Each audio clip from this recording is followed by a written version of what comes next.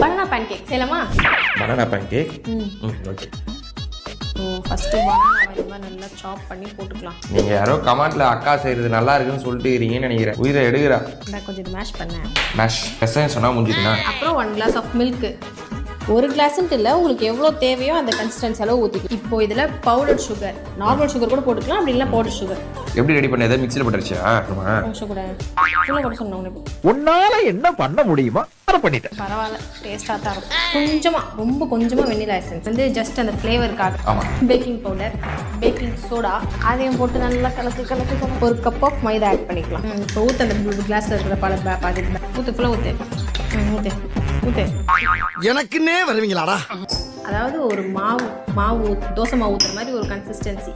அது வந்தோடனே பேனில் ஊற்றிடலாம். அவ்வளோதான், பேட்டர் ரெடி ஆயிடுச்சு. இப்போ நம்ம தோசை தவாவில் ஊற்றி எடுத்தால் பேன் கேக் ரெடி. கொஞ்சமாக அதில் பட்டர்